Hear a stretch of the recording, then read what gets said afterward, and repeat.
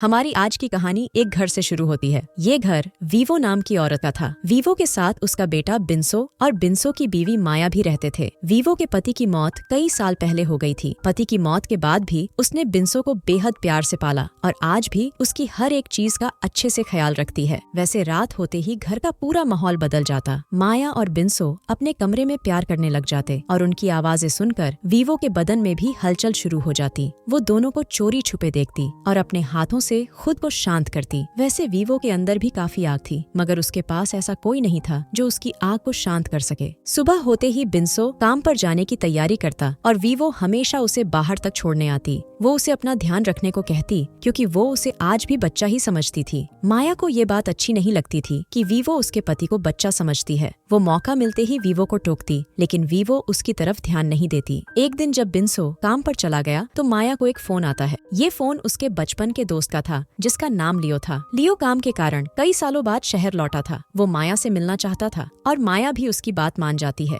जल्दी ही माया तैयार होकर वीवो से कहती है कि मैं बाजार जा रही हूँ। वीवो ने माया को रोका तो नहीं, लेकिन माया का अचानक जाना उसे अजीब लगता है। थोड़ी ही देर बाद माया लियो के पास पहुँच गई। दोनों इस वक्त लियो के घर में अकेले थे। उसका हालचाल जानकर वो उससे पूछता है कि तुम्हारी जिंदगी कैसी चल रही है। माया उसे बताती है कि मेरी जिंदगी ठीक नहीं चल रही। जब वो उससे पूछता है कि तुम्हें क्या हुआ है, तो माया उसे बताती है कि मेरा पति मुझे शांत नहीं कर पाता। वो बहुत जल्दी थक जाता है। इतना कहकर वो वहाँ से जाने लगी। तभी लियो उसे रोक कर कहता है, अगर तुम इजाजत दो तो मैं तुम्हें शांत कर सकता हूँ। माया काफी भूखी प्यासी थी, जिस कारण वो लियो की बात मान जाती है। दूसरी तरफ वीवो और बिंसो काफी परेशान थे क्योंकि माया अभी तक घर नहीं लौटी थी। वीवो के कहने पर बिंसो ने माया को कई फोन किए, लेकिन उसने एक बार भी फोन नहीं उठाया। कुछ देर बाद रात हो गई। माया का इंतजार करते करते वीवो और बिंसो सो गए थे। माया चुपके से घर में आती है और कपड़े बदलकर बिंसो के पास सो जाती है। आधी रात को जब बिंसो की आंख खुली तो उसे माया में से अजीब सी स्मेल आती है। बिंसो देखता है कि ये स्मेल माया के बदन में से आ रही थी और ये स्मेल किसी आदमी के रस की थी।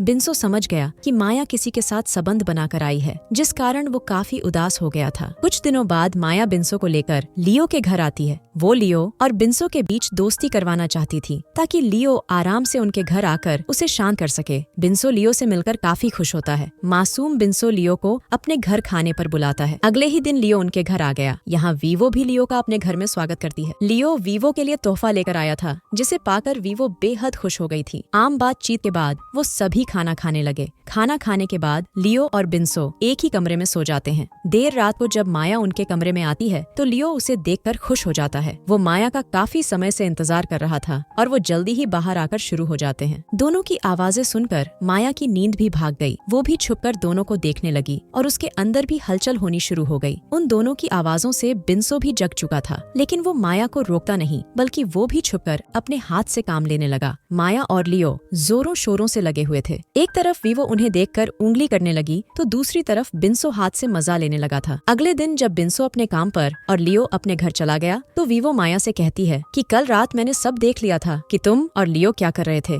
मैं नहीं चाहती कि तुम लियो से दोबारा मिलो। माया उससे कहती है कि सारी गलती तुम्हारे बेटे की है क्योंकि वो मुझे शांत ही नहीं कर पाता। लियो मुझे अच्छा लगता है क्योंकि वो मुझे पूरी तरह शांत कर देता है। माया के मुंह से सच जानकर वीवो परेशान हो गई थी। अब उसे भी लियो की याद सताने लगी कि कैसे वो उससे प्यार से बातें कर रहा था। उसे लगने लगा कि लियो ही वो आदमी है जो उसकी प्यास को शांत कर सकता है। कुछ दिनों बाद बिंसो लियो के घर आता है। वो लियो से कहता है, मैं जानता हूँ कि तुम्हारे और माया के बीच क्या चल रहा है। उसकी बात सुनकर वो हैरान हो गया, लेकिन बिंसो आगे कहता है कि मुझे तुम पर बिल्कुल भी गुस्सा नहीं, बल्कि मुझे तो अच्छा लगा कि तुम मेरी बीवी को खुश कर रहे हो। बिंसो की बातें सुनकर लियो काफी हैरान था। अब बिंसो कहता है, मैं चाहता हूँ कि तुम मेरी माँ की भी प्यास मिटाओ क्योंकि वो भी काफी समय से प्यासी है। इतना कहकर बिंसो वहाँ से चला गया। उसके चले जाने के बाद लियो जोर जोर से हंसने लगा क्योंकि उसे अपनी किस्मत पर यकीन ही नहीं हो रहा था। अगले दिन वो तैयार होकर बिंसो के घर पहुँच जाता है। बिंसो उससे कहता है कि हम दोनों मिलकर माया को खुश करेंगे। उसकी बात सुनकर लियो हैरान हो गया। वो बिंसो को समझाने की कोशिश करता है कि माया इसके लिए नहीं मानेगी, मगर बिंसो अपनी जिद पर अड़ा रहा। वो लियो को बताता है कि मैंने माया से बात कर ली है और वो इसके लिए तैयार है। अब भला बिंसो कहाँ पीछे हटने वाला था। रात को दोनों मिलकर माया को खुश करते हैं और माया भी इन्हें पूरे मजे देती है। इस बार भी वीवो ने गर्म आवाजें सुन ली थी और उसे पता चल गया था कि माया के साथ क्या हो रहा है। माया को मजे में देखकर वीवो का बुरा हाल हो गया था। उसने भी फैसला कर लिया था कि वो भी लियो के साथ जल्दी ही कुछ करेगी। अगले दिन फिर से लियो बिंसो के पास पहुँच गया और इस बार वो वीवो के साथ मजे लेना चाहता था। बिंसो उसे बताता है कि मेरी माँ जल्दी ही सो जाएगी, तब तुम उनके के कमरे में चले जाना। कुछ ही देर बाद रात हो गई। बिंसो की बात मानकर वो वीवो के कमरे में आ गया। वीवो अभी नींद में थी। वो उसे गर्म करने का काम शुरू कर देता है। वीवो भी काफी प्यासी थी और वो जल्दी ही गर्म होकर लियो से प्यार करने लग जाती है। दोनों पूरी रात प्यार करते हैं, जिसके बाद वीवो की प्यास बुझ जाती है। कुछ ही दिनों बाद वीवो काफी बदल गई। उस पर फिर से जवानी दिखने लगी थी। वो भी बाजार का बहाना बनाकर जाने लगी, लेकिन माया को सब पता था कि वो कहाँ जा रही है। कहानी के आखिर में लियो माया और वीवो दोनों की प्यास बुझाने लगा। वो कभी माया को अपने घर ले जाता तो कभी उसकी सास वीवो को। उसे इन दोनों को खुश करने की लत लग चुकी थी, इसलिए वो इसी शहर में पक्का हो गया। इसी के साथ इस कहानी का यही अंत हो जाता है। हमारी वीडियो देखने के लिए बहुत बहुत धन्यवाद। अगर आप ऐसी ही वीडियोस के दीवाने हैं तो प्लीज मेरे चैनल को जरूर सब्सक्राइब करें। मिलते हैं अगली वीडियो में, तब तक के लिए नमस्कार।